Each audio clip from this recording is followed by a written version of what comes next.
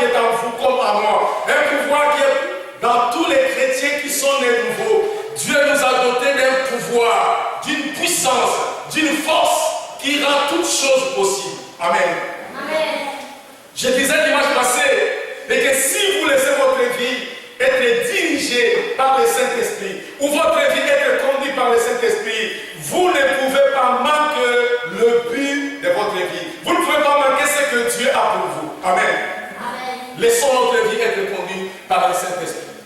Laissez notre vie être conduite par le Saint-Esprit. Dieu a encore beaucoup de choses à nous enseigner. Dieu a encore beaucoup de choses à nous donner. Dieu a encore beaucoup de choses à faire dans notre vie.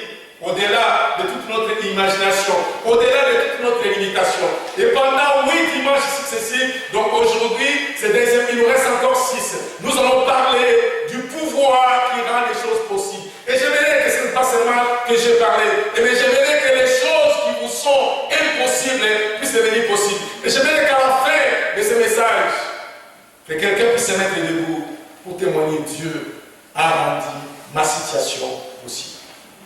Amen. Amen. Amen. Dans le livre de Matthieu, on nous apprend un manquement. J'appelle ça un manquement. Un manquement qui est aussi très sérieux, un manquement qui est aussi dur et difficile à avaler. Un manquement de la part des apôtres de Jésus. Les apôtres de Jésus, ils ont fait un manquement grave. Alors je vous appelle d'ouvrir la Bible ensemble avec moi dans le livre de Matthieu chapitre 17 au verset 14 à 24. Et nous allons lire ensemble ces manquements. Ceux qui ont des tablettes, allez-y dans les tablettes. Ceux qui n'ont pas de tablettes, comme moi, ils vont retourner encore au papier. Amen. Retournons au papier.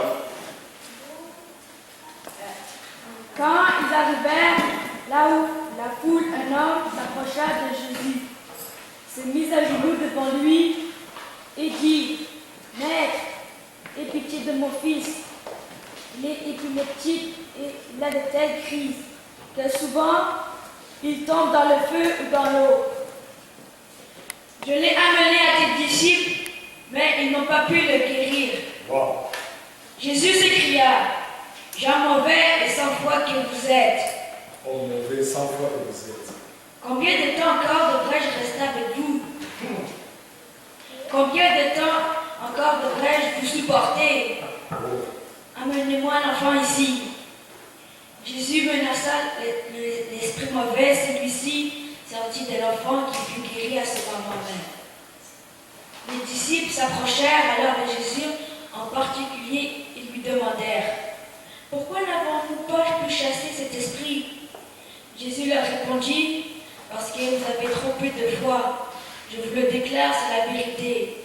Si vous aviez la foi, gros comme une graine de moutarde, vous diriez à cette colline, déplace-toi d'ici à là-bas, et elle se déplacerait. Rien ne vous serait impossible. Mais c'est par la prière et le jeûne seulement qu'on peut faire sortir ce genre d'esprit. » Amen. Merci, frère Wilson. La Bible dit que Jésus cria, « Race incrédule et perverse !» Répondit Jésus. « Jusqu'à quand serai-je avec vous? Jusqu'à quand supporterai-je? Amenez-les en moi. Jusqu'à quand serai-je encore avec vous? Jusqu'à quand vous supporterai-je? » Amen. C'est un manquement de la part des disciples. Et j'appelle cela manquement. Amen. Je l'appelle manquement, s'il vous plaît, soyez ici avec moi. J'appelle cela un manquement. Un manquement, pourquoi? Parce que si vous regardez dans la Bible, dans le livre de Matthieu chapitre 10, Jésus-Christ un jour, il appela ses disciples.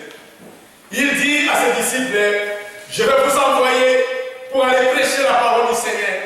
Je vous donne le pouvoir de guérir les malades, de purifier les lépreux, de chasser les démons, de ressusciter les morts. Ne prenez ni sac, ne prenez ni quoi que ce soit. Les disciples sont allés, la Bible dit qu'ils sont allés 2 à 2. Ils sont allés les a envoyés. Si vous tournez dans le livre de Luc nous dit, dans le livre de Luc, chapitre 10, versets 17 à 19, on nous enseigne que quand les disciples ou les apôtres de Jésus, ils étaient de retour, ils étaient tellement ravis de leur mission évangélique ou de leur mission apostolique. Ils ont dit, Seigneur, les démons nous sont soumis. Amen. Amen. Il dit, nous sommes tellement ravis, nous avons vu les démons se sont soumis à nous, nous avons guéri les malades, nous avons libéré les vrais, nous avons chassé les démons. Ils étaient contents, ils ont fait une mission qui était une mission apostolique. Les démons nous ont été soumis. Mais, hélas, on les amène maintenant un enfant qui est lunatique, un enfant qui est malade. Ces jours-là, ils étaient contents, ils ont réussi dans leur mission. Mais maintenant, on les donne un enfant qui est malade. Le monsieur est venu voir les disciples. Je vous ai vu, vous avez fait une mission. Je vous ai entendu, vous avez fait ceci. Mais je vous amène mon enfant. Il tombe souvent dans les faits. Je vous prie de guérir mes enfants. Les disciples ont prié, et finalement ils sont fatigués. L'enfant n'était pas guéri, l'enfant n'était pas délivré. Et le monsieur va le voir Jésus, dit, Seigneur, j'ai amené mon enfant après tes disciples, ils n'ont pas fait quelque chose. La Bible dit, Jésus-Christ cria, il dit, race de vipère. C'est difficile quand on commence à perdre les yeux. Il dit, race de crédule et perverse, répondit Jésus, jusqu'à quand serai-je avec vous? Jusqu'à quand vous supporterai-je? Amenez-les à moi. C'est un mandement. Amen. C'est un manquement qui est grave. Ils ont échoué ces jours. Amen. Dieu est un manquement, mes bien-aimés. C'est un manquement qui est tellement grave. Mais au travers de ce manquement, Jésus-Christ, les disciples de Jésus, ils n'ont pas croisé les mains. Ils ont fait quelque chose. Ils ont fait quelque chose d'extraordinaire. Ils ont fait quelque chose de bon. Amen. Écoutez-moi s'il vous plaît. Ils ont fait quelque chose d'extraordinaire. Ils sont allés voir Jésus. Amen. Ils sont allés voir Jésus. Il dit, Seigneur, nous avons échoué. Comment est-ce que nous n'avons pas pu chasser les démons? Amen. Comment est-ce que nous n'avons pas pu chasser les démons? Écoutez la réponse du Seigneur. Jésus dit, c'est à cause de votre manque de foi. Amen. C'est à cause de votre manque de foi. Amen. La foi est une puissance formidable. La foi est une puissance formidable. C'est un mouvement interne qui est en nous, qui peut bouger et qui peut faire bouger les choses. Amen. La foi est un pouvoir. Celui qui a la foi, il a le pouvoir. Celui qui n'a pas la foi, il ne peut pas faire quoi que ce soit parce qu'il n'a pas le pouvoir. Mes chers amis, je vous prêche ce matin le pouvoir qui rend les choses possibles. Celui qui a la foi est capable d'aller chercher les choses qui sont au-dessus de sa tête. La foi, je dis, c'est une puissance formidable, mais c'est un mouvement interne qui est en nous. Et nous devons le mettre à l'ébullition afin que ça puisse rendre les choses possibles. Amen. Amen. La foi est une puissance. Mes chers amis, je suis convaincu que nous n'avons pas encore vu tout ce que Dieu a en réserve avec nous.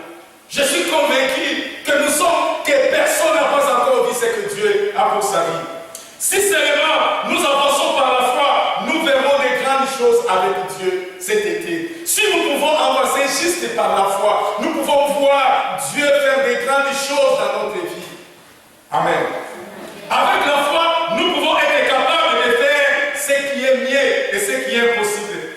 Souvenez-vous d'une femme. Je parle d'une femme qui s'appelle Marthe. Connaissez-vous une femme dans la Bible qui s'appelle Marthe? Si vous ne la connaissez pas, je vais vous parler d'une femme qui s'appelle Marthe. Marthe est la sœur de Marie. Marthe est la sœur aussi de Lazare. Amen. Amen. Marthe est la sœur de Lazare.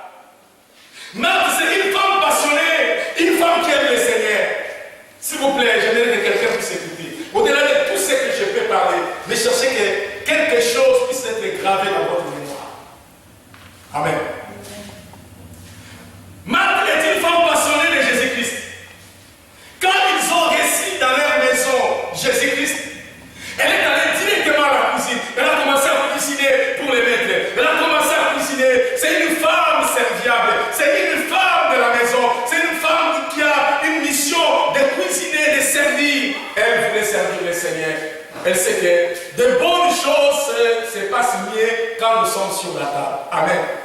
Je ne peux pas recevoir une personne comme Jésus-Christ et ne pas l'inviter à la table. Elle s'est donnée à préparer. Elle a commencé à cuisiner. Mais sa sœur Marie est allée s'asseoir au pied de Jésus pour écouter les enseignements. Et tout à coup, Marthe s'exclame. Il dit, Seigneur, tu t'en soucies même pas de ce que moi je suis en train de cuisiner toute seule. Et Marie ne veut pas m'aider. Écoutez la réponse du Seigneur. Marie a choisi une bonne part. Amen. Marie a choisi une bonne part. Ce n'est pas s'asseoir au pied du Seigneur qui est une bonne part, ou c'est cuisiner qui est aussi mauvais. Mais Jésus-Christ enseigne. Marie a choisi une bonne part. Une bonne part de quoi? Une bonne part de la parole du Seigneur. Dimanche passé, je disais, j'ai posé une question dimanche passé. Comment savez-vous que vous êtes sauvés? Comment est-ce que vous avez appris que vous êtes sauvés? Qui vous a dit que vous êtes sauvés et que si vous quittez, si aujourd'hui, en ce moment, je ne le souhaite pas? J'ai toujours combattu que vous puissiez être en vie et que nous puissions être tous fiers de voir nos enfants grandir, de faire de grandes choses ensemble. Et je me bats toujours pour ça. De lutter contre la mort. Amen. Mais qui vous a appris que vous êtes sauvés? Amen. Nous sommes sauvés tout simplement parce que la parole de Dieu nous dit que nous sommes sauvés. Ni de la parole de Dieu, nous ne pouvons pas croire que nous sommes sauvés. C'est parce que la Bible nous a appris que vous avez l'assurance auprès de Dieu, à vous qui croyez au nom du Seigneur, que vous avez la vie éternelle. Amen. Amen. Marie avait choisi une bonne part de rester au pied du Seigneur Jésus et d'être enseigné par la parole du Seigneur. Mes chers amis, la foi vient de ce qu'on entend. Et ce qu'on entend vient de la parole du Seigneur. La foi ne vient pas dans l'imagination. La foi vient de ce que nous écoutons. Et ce que nous écoutons vient de la parole du Seigneur. Amen. Marthe, c'est une femme qui est modèle d'une femme religieuse. Elle est religieuse. Vous savez, dans nos églises, aujourd'hui, il y a beaucoup de religieux. Nous nous éloignons de plus en plus du christianisme. Nous éloignons de plus en plus de la parole du Seigneur. Nous voulons être religieux. Nous voulons servir Dieu. Nous voulons être à la cuisine pour servir Dieu. Mais Jésus dit non, je n'ai pas besoin que vous puissiez cuisiner pour moi. Je me souviens, dimanche passé, je disais, la première fois, Jésus-Christ a dit qu'il a fait les jours qu'il était en face, où il partait pour aller chercher la femme samaritaine. Amen. Et deuxième fois, Jésus-Christ a dit qu'il avait fait quand il a fait son entrée à Jérusalem, et finalement, ils se sont reculés pour aller passer la nuit à Bethanie. Alors, il a vu les figuiers, il avait faim, il voulait manger les fruits du figuier, ça n'a pas fonctionné, il a maudit là. Jésus n'a pas besoin de manger votre nourriture. Jésus ne vous dit pas d'aller cuisiner pour lui. Jésus vous appelle de venir s'asseoir à ses pieds pour écouter la parole. En écoutant la parole du Seigneur, vous aurez la foi, vous aurez ce pouvoir pour rendre toutes choses dans votre vie possible. Amen. Marthe, c'est une femme religieuse. Elle était tellement religieuse. Et le côté spirituel l'échappait tellement. Mais néanmoins, elle aimait le Seigneur. Il y a beaucoup, je disais que dans nos églises, il y a beaucoup de religieux. Nous aimons tellement le Seigneur. Mais le côté spirituel nous échappe. Nous regardons les choses dans notre chair. Mais le côté spirituel, nous ne voulons pas l'exercer dans notre vie chrétienne. C'est ce qui fait que nous nous reculons de plus en plus. De plus en plus. Les religieux aiment aussi le Seigneur. Beaucoup des églises actuellement sont remplies de chrétiens religieux. Ils mettent de côté leur côté spirituel et leur côté spirituel les échappe. Pour découvrir, c'est quand il y a une maladie. C'est quand il y a un problème. Nous cherchons juste d'aller du côté de notre chair, pas du côté spirituel. Amen. Je vous enseigne ce matin et je vous parle maintenant, pardon, de Marthe. Marthe était la première, quand son frère fut décédé, d'aller rencontrer le Seigneur Jésus. Marthe est allée voir Jésus quand Jésus est arrivé à Bethanie. Quand Jésus est arrivé à Bethanie, il est allé voir Jésus. Quand il a vu Jésus, il dit, ah Seigneur, si tu étais là, mon frère n'allait pas mourir. Maintenant, je sais toutes choses que tu m'as dit, ça m'a pris. Si tu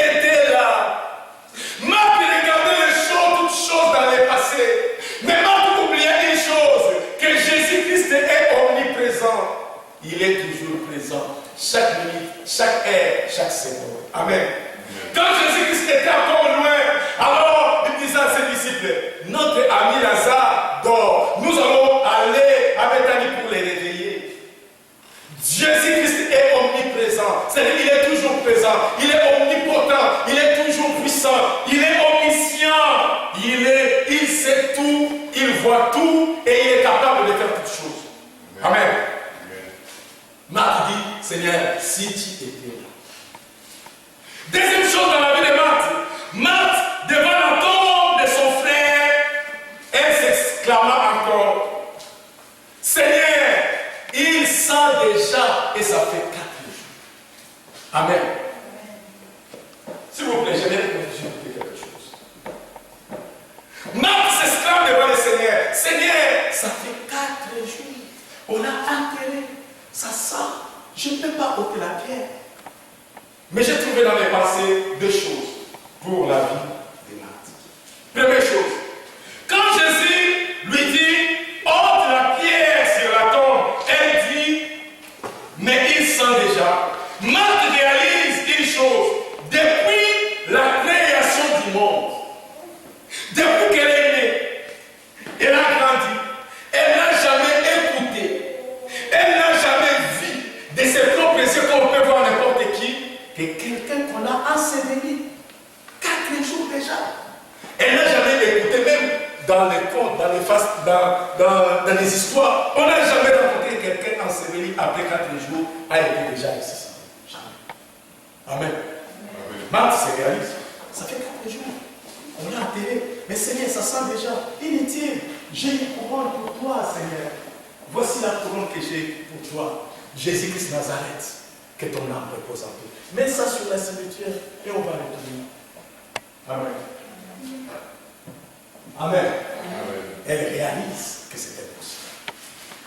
Deuxième chose pour Marthe. Marthe regarde les problématiques au point de vue humain. Je vous ai dit dimanche passé. Tout ce qui est humain s'affronte à Dieu. Quelqu'un peut dire après moi. Tout ce qui est humain affronte à Dieu. Allez-y. Oui, tout ce qui est humain affronte à Dieu. Votre corps affronte à Dieu. Votre raisonnement humain affronte toujours à Dieu. Tout ce qui est humain affronte Dieu. Affronte votre foi. Quand les choses arrivent dans votre vie, vous regardez les choses humainement. Humainement parlant, c'est impossible. Ça affronte à Dieu. Ça affronte à votre foi. Vous êtes ébranlé. Vous ne pouvez pas faire quoi que ce soit. Tout ce qui est humain affronte à Dieu. Amen. Marthe regarde les choses au point de vue humain. Il dit, mais c'est impossible. Ça sent déjà 4 jours. Seigneur, j'ai amené une couronne pour toi, pour déposer sur la tombe Jésus-Christ Nazareth, que son âme repose en paix. Mes chers amis, vous devez détruire tout ce qui est charnel dans votre vie. La Bible dit que les justes vivra par la foi. Ici, il se retire, il ne pourra pas plaire à Dieu. Vous êtes les justes, vous devez vivre par la foi. La foi, c'est l'assurance des choses qu'on espère, la démonstration des choses qu'on n'a pas. Amen. Amen.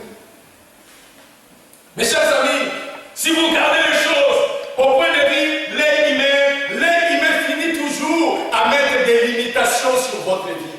Vous serez limité et vous ne pouvez pas voir les choses. C'est pourquoi Jésus-Christ lui-même et les apôtres nous demandent, mes chers amis, d'être spirituels, de vivre, de revêtir les corps spirituels, de vivre le Saint-Esprit avec nous. Nous pouvons faire les choses autrement. Votre yeux peut voir ce que vous pouvez voir. Amen. Mes yeux voient tout ce qui est, je peux voir. Comme nous sommes ici, vos yeux, vous regardez juste ce qui est ici. Mais ce qui se passe sur la rue, les carreaux, vous ne pouvez pas le voir. Votre yeux, ainsi que mes yeux, sont limités de voir ce qu'ils peuvent voir. Mais les spirituels peuvent percevoir Jésus-Christ dans sa gloire. Les spirituels peuvent percevoir les choses qui vous sont impossibles. Alors que vous allez imaginer, alors que vous allez visualiser ces choses, vous allez commencer à prier. Vous allez commencer à prier. Et finalement, au nom de la foi, vous allez partir pour chercher ces choses spirituellement. Et une fois que vous obtenez ce que vous avez besoin spirituellement, vous verrez ces choses se Amen. Tout pouvoir lui a été donné. Mes chers amis, tout pouvoir lui a été donné. Jésus-Christ dit, tout pouvoir m'a été donné dans les cieux, sur la terre et sous la terre. Tout pouvoir m'a été donné. Et tous les pouvoirs que Dieu lui a donnés, il lui a donné à l'Église. Il n'a pas laissé l'Église impuissante. Il n'a pas laissé le peuple de Dieu impuissante. Il vous a donné sa puissance. La Bible dit dans le livre des Actes de l'Apôtre, avant que Jésus-Christ puisse être enlevé, il était avec ses disciples, il dit, je vous donne une puissance du Saint-Esprit. Vous recevez une puissance. Vous recevez un pouvoir. Vous recevez l'autorité. Vous recevez une puissance. Et vous pouvez parler à mon nom. Vous pouvez chasser les démons à mon nom. Vous pouvez déplacer les choses à mon nom. Dieu vous a donné une puissance. Et je prie Dieu et que quelqu'un puisse ouvrir son cœur, de recevoir cette puissance et de mettre les choses en place. J'ai pris Dieu de tout mon cœur pour cette saison. J'ai pris Dieu de tout mon cœur et que quelqu'un puisse se réveiller au-delà de tout ce qui échappe à son contrôle, au-delà de la maladie. Mes chers amis, de vous mettre debout au nom de la foi. Je vais commencer à chasser les choses. Je vais commencer à aligner les choses et que tout ce qui est contre moi doit être pour moi dans le nom de Jésus parce que Jésus m'a donné l'autorité de marcher sur toute puissance de l'ennemi. Aucune puissance ne peut m'aimer. Et si vous pouvez réaliser cela à la foi, avec l'aide de la foi, avec la puissance de la foi, vous allez être vainqueur et vous allez vivre dans les autres avec Dieu. Amen. Amen. Amen. Mais Jésus-Christ regarde Marthe, il dit Marthe. Marthe. Si je dis Marthe, dis ton nom. Marthe. Dis ton nom, n'ayez pas peur. Marthe. N'étais-je pas dit, si tu crois, tu verras la gloire de Dieu. Marthe, je t'ai dit, si tu crois, tu verras la gloire de Dieu. Amen. Marthe, je t'ai toujours dit, si tu crois, tu mets ta foi en Dieu de Jésus-Christ, tu verras la gloire de Dieu. Et mes chers amis, pendant cette saison estivale, je vous appelle de croire en Dieu, de croire en Jésus-Christ. Ayez foi en Dieu. Mes chers amis, David disait, j'ai été jeune, j'ai vieilli, je n'ai jamais vu un juste abandonné. Et permettez-moi de vous dire avec tout le respect que je vous dis, j'ai été très jeune dans la foi. Et aujourd'hui, j'ai 27 ans. J'ai 27 ans, depuis que je suis né spirituellement. J'ai 27 ans. Je n'ai pas encore vu la foi échouer. Je n'ai pas vu la foi échouer. J'ai vu des gens avec des situations difficiles, des situations qui sont dures comme la pierre. Et quand ils vous disent ça là, vous-même dites non, même avec la prière, ça ne va pas fonctionner. Mais on a prié et on a mis la foi. J'ai vu les montagnes se déplacer. Jésus qui s'est dit, si vous avez la foi comme un grain de sénévé. Jésus-Christ ne vous dit pas si vous avez la foi comme cette maison. La Bible dit que vous n'avez pas la foi comme votre étage. Il dit, si vous avez juste la foi comme un grain, juste un grain de sénévé, il paraît que le grain de sénévé est la plus petite graine qu'il soit. Amen. Si vous avez la foi comme un grain de sénévé, vous serez capable de dire à votre montagne, montagne, je t'ordonne, ôte-toi d'ici, va te jeter à la mer. La montagne va obéir. Amen. Si vous avez la foi. Si vous avez la foi, mes chers amis. Si tu crois, tu verras la gloire de Dieu, mes chers amis. Même si votre situation n'a jamais existé auparavant et que votre situation commence par vous, vous êtes la première personne que votre situation commence sur la terre. Ne regardez pas les noms de votre situation. Vous savez, nos ancêtres, à l'enfant n'ont jamais si ce que signifie Ebola. Amen. Il y a des maladies qui sortent chaque jour. Et on donne à la fois aux maladies des noms qui sont vraiment très beaux. Amen. Même si votre maladie n'a jamais existé et que ça commence par vous, vous regardez, est-ce que quelqu'un qui a déjà eu cette maladie a déjà vécu? Non, les gens qui ont cette maladie doivent mourir. Mais non, vous n'êtes pas obligé de mourir. Vous n'êtes pas obligé de mourir. Vous n'êtes pas madame et monsieur tout le monde. Amen. Vous êtes vous. Vous êtes un enfant de Dieu. Dieu vous a racheté à grand prix par son sang. Il a donné son sang pour vous. Et Dieu vous a donné la guérison au travers de ses meurtrissures. Il était blessé. On avait mis des poids, on l'avait poignardé. Et le sang sortait partout. On l'avait chicoté. Et son dos, il y avait des sangs qui sortaient de partout. Il était blessé à cause de vous. Il était blessé à cause de son église. Afin que ceux et celles qui croiraient à son nom ne puissent pas porter dans leur corps la maladie. La maladie n'a aucun droit. Et il n'a aucun droit. Et il n'aura jamais le droit d'habiter dans votre corps qui est venu la maison de Jésus. Si je dis l'état de Saint-Esprit, vous n'allez pas comprendre. Votre corps est la maison de Jésus. Vous portez Jésus partout. Jésus est avec vous. Comment est-ce que vous pouvez porter Dieu, un Dieu tout-puissant, et porter encore la maladie? Comment est-ce que vous portez Dieu et vous portez encore les problèmes en vous? Mais Jésus-Christ, quand il vous regarde, la Bible dit Jésus-Christ est sur la route pour aller vers le cimetière. Il regarde les pharisiens, il regarde Marthe, il regarde Marie. La Bible dit Jésus plaira. Et Jésus peut continuer à plaider aujourd'hui. Jésus continue à plaider pour son église. Je disais dimanche passé, mes chers amis, c'est vraiment difficile. Et c'est comme plus qu'un cancer, c'est de voir les gens qui ont la parole de foi, mais qui n'ont pas la puissance. C'est horrible. Mes chers amis, c'est horrible d'avoir cette parole. Vous avez la parole de foi, mais vous n'avez pas la puissance. C'est horrible. Ça ne devrait pas exister à l'église. L'église ne devrait pas accepter. Mes chers amis, sortez de la religion. Je vous appelle de sortir de la religion. La religion, les religieux ont aussi cette parole.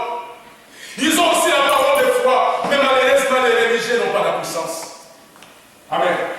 Sortez de la religion. La religion vous amènera nulle part. D'être tellement religieux, d'être tellement pillé, mais pas la puissance. Mes chers amis, l'église de Jésus-Christ est née avec la puissance. Et le mouvement pentecôtiste est venu avec la puissance. Et depuis la venue du mouvement pentecôtiste, nous avons vu des choses. Mes chers amis, j'ai vu de mes propres yeux, comme je peux voir, j'ai vu Dieu faire des choses. Et récemment, l'année passée, il y a un frère qui vient souvent prier avec nous. Et ce frère-là m'appelait et dit, pasteur, ma femme est mourante à l'hôpital Sacré-Cœur. Je dis, je vais aller. Amen. Amen. J'ai dit, je vais aller. Mais finalement, je ne sais pas qu'est-ce que je faisais. Mais j'ai appris directement dans son église, là où elle est dans son église, son pasteur se met debout. Vous savez, notre sœur, il y a notre sœur, elle est à Sacré-Cœur, elle va mourir. Je dis non, jamais. Quand j'ai appris, ma femme me dit, écoutez, on a dit que la sœur qui est à Sacré-Cœur va mourir. Jamais. Je prie à Dieu chaque jour. Seigneur, donne-moi le ministère de double portion de l'onction du Saint-Esprit, que je ramène à la vie tous ceux qui est mort. Et j'aime beaucoup mettre ma tête là où les gens n'aiment pas mettre ma tête. C'est vraiment avec moi. J'aime beaucoup mettre la tête là où les gens pas. Et j'aime toujours voir où Dieu va aller avec moi. Si j'arrive, que Dieu m'amène, elle dit que, ok, elle va aller, merci Seigneur. Mais j'ai essayé, je suis allé au nom de la foi. Amen. J'arrive, elle est, comment on appelle ça? Soins intensifs. Soins intensifs, c'est un nom dangereux. Les gens opèrent soins intensifs. Et j'arrive là. L'infirmière dit, c'est tout tard, elle va mourir. Je dis, non, comment elle va mourir? Comment elle va mourir? Elle ne peut pas mourir. Elle ne peut pas mourir. On a commencé à prier. J'ai prié, amen. Je sors, je suis là, en dehors de sa diligence. Non, je retourne encore. J'ai prié. Et je retourne. De là demain, elle est sortie des soins intensifs. Dieu va m'aider à la vie. Parce que j'ai pris. Vous aussi, vous pouvez comprendre faire des choses autrement. Amen. Vous aussi, vous pouvez croire et faire des choses autrement. Mais Dieu, mes chers amis, permettez-moi, vous ne pouvez pas échouer avec la foi. Vous ne pouvez pas échouer si vous mettez votre foi en action. Vous ne pouvez pas échouer. Jésus dit, Marthe, je te dis, si tu crois, tu verras la gloire de Dieu. Et Marthe a cru. Et finalement, elle a vu la gloire de Dieu. Amen. Elle a crié, elle a vu la gloire de Dieu. Je vous appelle le quoi? La foi, c'est une puissance extraordinaire que Dieu nous a donnée. La foi, c'est un pouvoir que Dieu a laissé à son Église. Le pouvoir de changer les choses, le pouvoir de guérir le malade. Jésus-Christ disait à ses disciples, je vous donne, voici les signes qui accompagneront ceux qui auront cru. Je répète toujours, dans ces versets, on ne dit pas, voici les choses, voici les signes qui accompagneront les pasteurs, voici les signes qui accompagneront les apôtres, voici les signes qui accompagneront les bishops et les archibishops. La Bible dit, voici les signes qui accompagneront ceux qui croiront à moi. Ils imposeront les malades vont être guéris, ils chasseront les démons. Mes chers amis, c'est un signe, c'est un pouvoir que Dieu vous a donné. C'est un pouvoir qui rend les choses possibles. Amen. Mettez votre foi en Dieu et Jésus-Christ. Je vous invite, mettez votre foi en Dieu et Jésus-Christ. Mettez votre foi en Dieu et Jésus. Mes chers amis, la foi vous amènera à faire de grandes choses. Mais sans la foi, la Bible dit dans le livre des Hébreux, chapitre 11, verset 6. Or, sans la foi, il est impossible de lui être agréable. Si vous n'avez pas la foi, vous ne pouvez pas être agréable à Dieu. Dieu permettra que des situations difficiles viennent dans votre vie. Nulle part dans la Bible, on est écrit que nous sommes épargnés des situations difficiles. Non, des situations difficiles doivent venir dans la vie des chrétiens. Et vous devez vivre des situations encore plus difficiles. Mais la beauté dans toutes les situations difficiles est que Dieu sait que vous avez le pouvoir de rendre tout ce qui est difficile à votre devenir facile. Dieu sait que vous avez le pouvoir de rendre les choses impossibles possibles. Dieu permettra encore des situations très difficiles dans votre vie. Parce qu'il sait que vous êtes capable de faire quelque chose. Et je vous invite, Nation Unie pour Christ, de mettre votre foi à Jésus, de se mettre debout. Ce n'est pas le temps pour plaider. Nous avons proclamé cette année. C'est une année de conquête. Nous devons conquérir. Mais nous ne devons pas conquérir si nous abaissons nos bas. Mais nous devons conquérir si nous mettons notre foi. La route de la conquête n'est pas une route facile. Parce que vous avez décidé de faire mettre à côté vos ennemis. Vous voulez marcher sur vos ennemis et vos ennemis vont répliquer. Alors que votre ennemi va répliquer, vous devez continuer à montrer que vous êtes déjà victorieux. Et vous marchez vers la victoire. Et vous partez vers la victoire. Vous savez ce que vous êtes en train de faire. Amen. L'église ne sait pas ce qu'ils sont en train de faire. Les chrétiens ne savent pas ce qu'ils sont en train de faire. On commence à prier pour un séjour aujourd'hui et de l'abandon. Mes chers amis, je vais terminer. Je vais vous avoir quelques minutes. Ayez foi en Dieu. Ayez foi en Dieu. Tout ce qui ne résulte pas de foi est un péché. Amen. Tout ce qui n'est pas le fruit de foi est un péché dans votre vie. Ne permettez jamais à votre corps d'affronter Dieu. Ne permettez jamais de votre côté inné d'affronter la foi. Ne permettez pas à votre raisonnement d'affronter Dieu. Mais permettez à votre foi d'aller chercher ce qui est impossible, ce que l'être humain ne peut pas voir. La foi vient de ce qu'on entend. Et ce qu'on entend vient de la parole du Seigneur. Amen. Ce que vous entendez vient de la foi. Prenez votre foi. L'autre fois, je disais, la foi, c'est un don que Dieu nous a donné. La foi, c'est un don extraordinaire que Dieu vous a donné. Il vous a donné le don de la foi pour faire des choses autrement. Amen. Revêtons-nous de la foi. Revêtons-nous de la foi. Et prions. Prions pour que la victoire vienne à nous. Le dernier verset que j'aimerais vous rappeler, se trouve dans Hébreux chapitre 11, verset 2. Le verset 2 nous dit ceci. Les anciens ont possédé la foi. Puisqu'ils ont possédé la foi, ils ont eu un témoignage favorable. Amen. S'il vous plaît, répondez Amen. Amen. Vous êtes fâchés? Non, je vous montre les chemins pour être victorieux. Vous ne pas fâcher contre moi. Amen. La Bible dit que les anciens, puisqu'ils ont possédé la foi, et puisqu'ils ont eu la foi, ils ont eu un témoignage favorable. Vous aussi, si à partir de maintenant, vous choisissez de posséder la foi, vous aurez un témoignage favorable. Que Dieu vous bénisse. On se met debout et on va partir.